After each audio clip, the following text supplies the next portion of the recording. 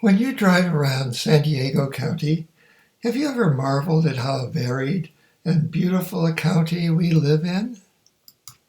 Hi, I'm Phil Pryde, and I started to notice this as soon as I arrived here back in 1969. I found the county so intriguing that I decided to write a book about it, and San Diego, An Introduction to the Region, was born. The book has proven so popular that it's now in its 5th edition. All the pictures in this talk, after this one, are taken from the book. Its first chapter gives a brief overview of San Diego County's history, including the arrival of the Spanish, the creation of the missions, such as the ones in the U.S. found here in San Diego. In 1850, California became a state, and the new San Diego County was huge, extending as far north as the southern Sierra Nevada. Eventually, other counties broke away, leaving us the size we are today. However, the county is still larger than the states of Delaware and Rhode Island combined. But of course, our human history begins with the Native Americans, who arrived here about 14,000 years ago. They are proud of their heritage and celebrate it with an annual powwow in Balboa Park. An entire chapter is devoted to them and their local history. Equally fascinating is our diverse landscape, from the ocean over the mountains to the desert.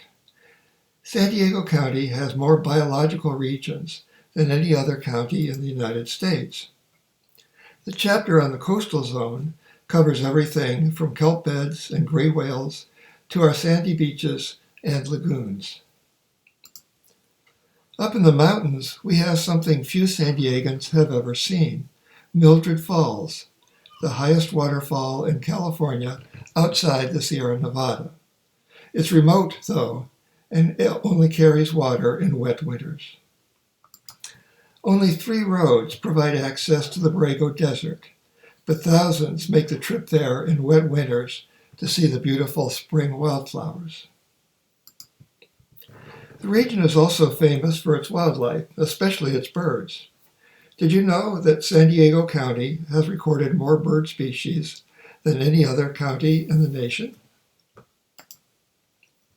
Our most glamorous mineral resources in the past have been gold and tourmaline.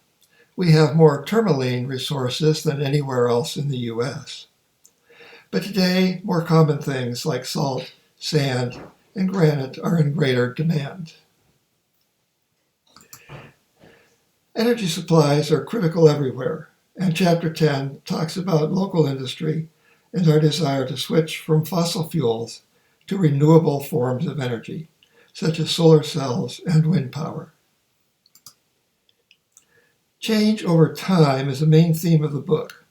One example is how we've utilized the coastal lagoons to meet our wants and needs.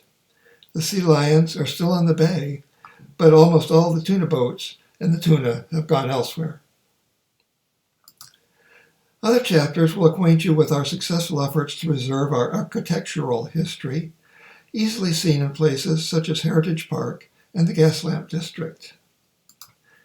You'll also learn about the many ways we've utilized our rich agricultural lands.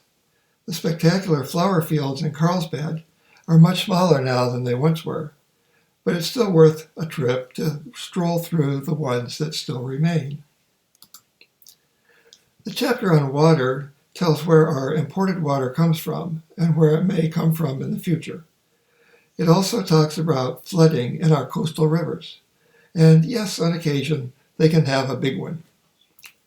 The related problem of climate change is also discussed. A chapter is devoted to our historic backcountry, from the remaining buildings of the Julian mining boom to Ricardo Briseda's famous iron artwork in Borrego Springs, to the prolonged gunfight in 1885 against bandits at the Campo store. And a final bonus is the chapter on our neighbor Tijuana, as well as the rest of northern Baja California, with its increasingly popular wine industry. So I think you will discover San Diego, An Introduction to the Region, to be a fascinating reference work, one that you'll find yourself consulting frequently. It's available from Sunbelt Publications in El Cajon. Thank you.